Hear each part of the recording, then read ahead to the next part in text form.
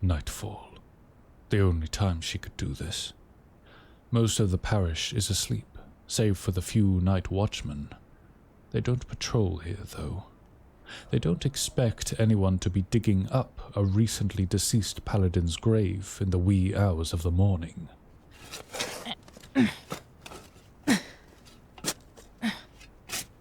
With a quick prayer, the ground below the coffin trembles ever so slightly, shaking the wooden box free of dirt and debris. She steels her nerves for a moment before sliding down into the grave. Thank God I got to this before the ground froze. Okay. 5 questions. Exurge morte tua, communica scientiam tuam. Sickly green magic flows from the tips of Nesryn's fingers and flows into the corpse of Anlix below her. The corpse sits up straight, the same eerie magic glowing from his eyes and mouth as, for a moment, his body is reanimated. Hello, Anlix. The body does not respond. It merely waits. All right. Here goes nothing. When did you realize you were sick? 8 months before my passing. All right. 8 months. Annetta mentioned in your last days you spoke to those who weren't there. Who were you speaking with?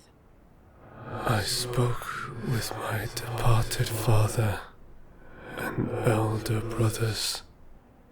Dead family members. I see. Were there any marks on your body that you attributed to your sickness? None I could see. What were the symptoms of your sickness? Lethargy, decreased appetite, internal bleeding, and tenderness in my chest. Tenderness in his chest. Last one. Which healers did you see about your illness? The only capable one nearby, Father Simon. With his last answer, Anlix's body flops back down into its coffin, silent. Well, at least I know what he knew. Was it worth it? What? Nesryn turns quickly, but spots no one. Down here. Nesryn turns again, looking around for the sound of Ceres' voice. Finally, her gaze falls upon the flame dancing in her lantern. She narrows her eyes for a moment as the flame seems to brighten and brighten and brighten till the light of the flame grew too large for the lantern and moved outside the physical confines. 6 large wings unfurl gracefully from the light, flapping once every couple of seconds. Just what do you think you're doing? Ceres? Who else? This is a new form. You are avoiding the subject at hand, child. Explain yourself. I don't understand. You are employing necromancy. Yes? Why? I needed to find out more about the illness that affected Anlix. Who better to ask than Anlix himself? And you decided to employ necromancy. You act as if that is a problem. It is. Necromancy is a problem. It is.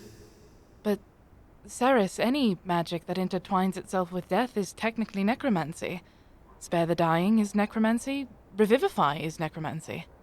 So since you're so familiar with certain necromancy magic, you should also know that reanimating the dead is a wholly different affair from sparing your fellow comrades from the grip of Moros himself. I do not see the issue. It is not as if I am trying to break the natural cycle. The road to damnation is paved with good intentions, Nesryn. What? Nesryn, remind me of your duties in this parish. I am to protect it? Exactly. And do you believe that what you are currently doing is ensuring the protection of this church? Which, need I remind you, is disturbing the resting dead. But I thought... It's not your mission to think. Answer the question, child. No. I didn't think so. Leave the dead to their rest, Nesryn. Do not attempt this kind of thing again. But, Ceres, if this disease comes for anyone else... Sister Annetta already agrees with you that if it spreads, it would have done so by now. But I think if... You are like the digits of a hand. It is for you to act, not to think. Your duty is to protect this parish from harm, not running around playing detective. Return that body to its grave. Return to your duties, and do not employ this kind of magic again. Are we clear? Ceres, if you just... Are we clear? Yes, sir. Good. Now focus on your duties and seize this detective case. With a flash of holy light, Ceres disappears and plunges the graveyard into darkness. He's right. He's right. Let's get you back underground, then.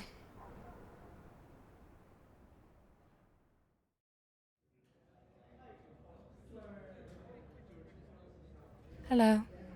Oh, Sister Nesryn. Good morning. Good morning. We didn't see you at the morning prayers. Are you feeling all right? Yes, I'm fine. I was just up late last night. Ah, I see. So, where's your shadow? Huh? The paladin that's always following you around? Paladin? What are you... Oh, Siah. Yes, Siah. I don't know. Was she at morning prayers? I don't think so. Huh. I'm gonna go find her. Want me to save your plate? No, it's fine. Save her one, though.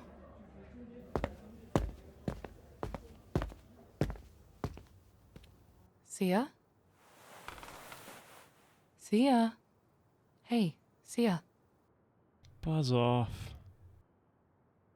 Siah, hey. No, don't roll over. Nessie. Come on, Siah, up and... Cold. Her bare skin is cold to the touch. Nesryn lets go of her hand and places her hand against Siah's forehead. Siah? How long have you been cold? What?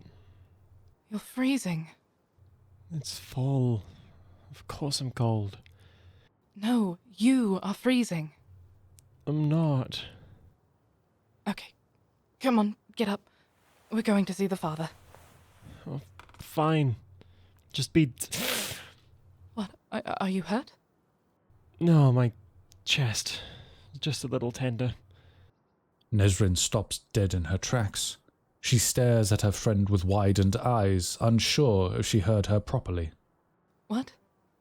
What? Your chest hurts. A bit. I'm sure I just slept on it wrong. Siah? When was the last time you ate? Come on, Siah, think. When did you eat? I don't remember. Oh, fuck.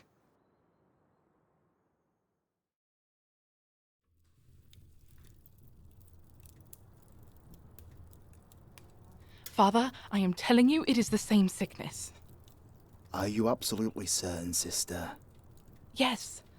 I'd bet my own life on it. Look. She's shivering in her seat. She can't remember the last time she's eaten, and she's sleeping more and more. I'm telling you, she's sick. It's probably just the flu, Nessie. You would be coughing, Siah. Coughing and discharge and... Slow your thoughts, sister. Panic will help no one. I know it's unlikely, but I am incredibly certain it is the same sickness that affected Anlix. But you don't know which sickness. No. I've pored over books in the library for months, and I still can't figure out what disease exactly. Perhaps it's a combination of two? Unlikely. Especially if you are correct. And this is the same sickness. True. Oh, the shivering, the lack of appetite, the sleeping, the tender chest, it's all there. Tender chest. Anlix never complained about a tenderness in his chest. Father, I cannot lie. I may have information you do not. Oh? Last night, before the ground froze for winter, I may have dug up Anlix's body and spoke with him. Spoke with him? Nessie? My research into the disease had reached a dead end. Believe me, I didn't want to do it, but with nowhere else to turn, I did what I must to protect this parish. Sister Nesryn, raising the dead is... I know. I know it's taboo, and believe me, I've been scolded to hell and back. He found out? He always knows, Siah. She knows about the seraphim. She's seen him once, and I am a terrible liar. I see. Let us circle back to the information you have. Right, yes. I asked him some questions about the sickness, and I got some rather enlightening answers. Before he died, he apparently spoke with his dead family members. He said he had lethargy, decreased appetite, internal bleeding, and a tenderness in his chest. He never mentioned tenderness before. He also mentioned you were the only one he saw about treating his sickness. I did try to help him ease his symptoms, but I believe him to be too far gone by the time he came to me. He did mention he only noticed he was ill 8 months before his passing. Really? He only started seeing me 5 months before he passed. Perhaps he thought it were flu as well. Possibly? Was he like Siah when he came to you? No. He was much worse. Visibly lost weight. Almost wobbly on his feet. Good. Good. This means we caught it early. If it is this sickness. Right. If.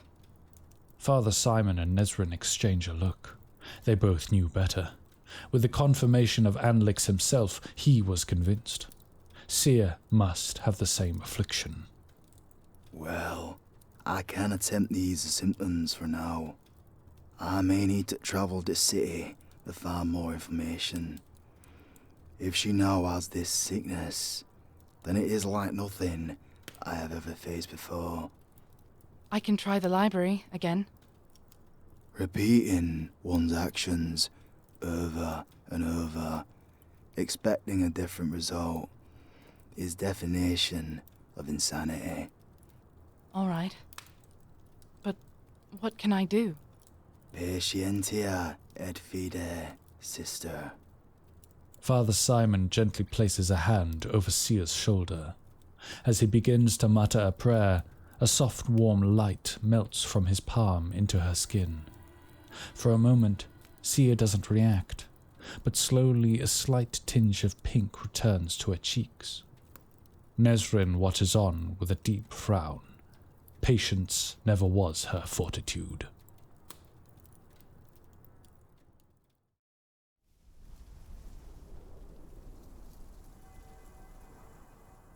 Months pass.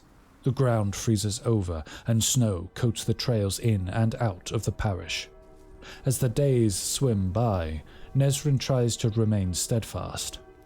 Patience and faith, Father Simon continued to espouse, all while his spells merely dull Siah's symptoms, not eliminate them. With him unable to make the trips in and out of the city, and the parish cut off from outside aid, Nesryn could feel her resolve cracking. Someone has to do something. Oh, Siah. You're awake. Mm-hmm.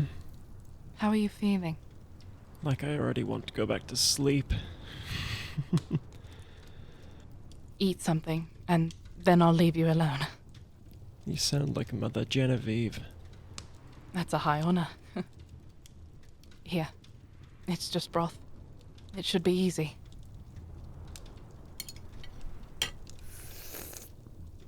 Delicious. 10 out of 10. Good soup. Funny. Nesryn helps Siah drink a bit of the broth. For a moment, the two sit in silence, listening to the soft winds outside of the warm house. Nessie, Yes? do you think I'm going to, What? No. No, of course not. As soon as the snow clears up, I'll go with Father Simon to the city and we'll get something to help. You'll be fine. But if I do, You won't. Stop talking like that. Nes, You are not going to die, Siah. Do you hear me? I won't let you. you're a bit scary when you make that face, Good. Maybe it'll scare you into living.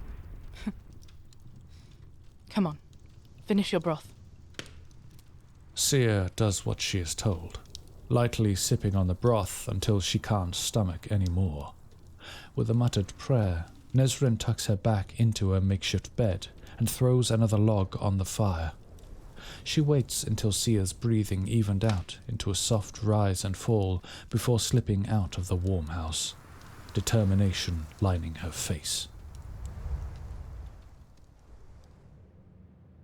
The library is silent this time of night. Even the scratching of rodents couldn't be heard over the deafening nothingness. Still, Nesryn crept silently, drawing books from shelves and placing them gently on a table in the center of the room. Once she collected enough material, she began to pore over the books. She read through the first book, A Guide to Rare Ailments, one she's already read thrice over. Lethargy, but no loss of appetite. Internal bleeding, but there's also skin lesions. I've read through this 1,000 times. It's not here. She continues to the next, and the next, and the next, each book just as disappointing as the last. Nothing. No disease matches her symptoms. None of them. Well, maybe it isn't a sickness. She stands, glancing around the library. Maybe it isn't a disease.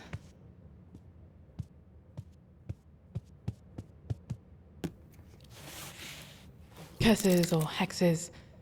Curses, hexes, curses, curses, curses, curses. Aha! Extra limbs, dark spots. No. This is all magical poisons. Kill within days. No. Next one. She spends the next hours combing through the section of magical ailments. Once she exhausted that avenue, she moved to the next section and the next. By the time the moon reached its peak in the night sky and her candle burned low at the table, the entire shelf had been emptied. The books sat in piles around her as she slammed the last one shut. Oh, damn it! I just need something. Please.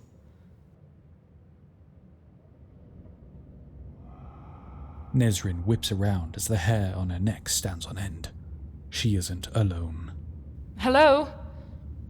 Is anyone else in here? Father Simon? Ceres? Silence. Absolute silence. However, her instincts still tingled with the presence of another. She mutters a quick prayer before attuning herself to the auras around her. Oh God. The smell of death fills her nostrils. Unnatural death. A mix of rotten corpses and cold, stale air. She takes a moment to compose herself before following the acrid stench. The smell seems to get stronger right over a spot on a blue and green rug in the back of the library. For a moment, Nesryn stares at the rug, apprehension tugging at the back of her mind. I must be going insane. She kneels at the edge of the rug and slowly flips it over, the smell getting stronger, invading her senses. Oh, God, did something die here? Nesryn nearly flips the rug back over before a small movement from a loose floorboard catches her eye. A slight wiggle, just enough to grasp her attention. Huh? She reaches out and gently taps the floorboard. It's loose enough to lift. What in Ivana's mercy? Hidden beneath the floorboards is an old book, weathered and smelling of old parchment. As soon as Nesryn takes the book in her hand, the smell of death dissipates, along with the sensation of another being. She is alone and holding an intentionally hidden book. Written in Celestial. Just smells old. What the... Is that? Oh, gods! She stops on a page with a scrawled sketch of a hand placed over a person's chest. On the free page, instructions written in Old Celestial. A draining spell, one that siphons a target's life force slowly. Soul draining. Slow lethargy. Lowered body temperature. This is it. Page by page, chapter by chapter. The hour it takes for her to fully format the thought in her head is the longest hour of her life. She realized that this is not a simple grimoire or spellbook. This is an entire manual. Oh God. Oh God, somebody's trying to... Oh God, Siah.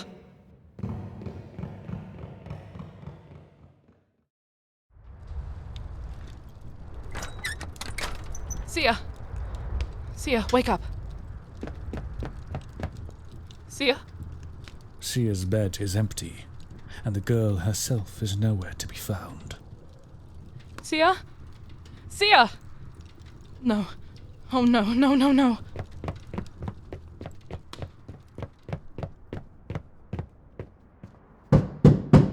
Father Simon! Father Simon! Sorry, sir. Pate fio. Father Simon, Siah is... Nesryn stops. What? A cold fear flooding her veins as she steps into Father Simon's office. Kneeling next to the sleeping Siah, who sits in one of the chairs, is Father Simon. Noxious green magic floods from Siah's chest into his palm and across his body. The man's head snaps up, locking eyes with Nesryn. For a moment, neither moves. Then Father Simon gives her a cold, menacing stare. Well, this is unfortunate.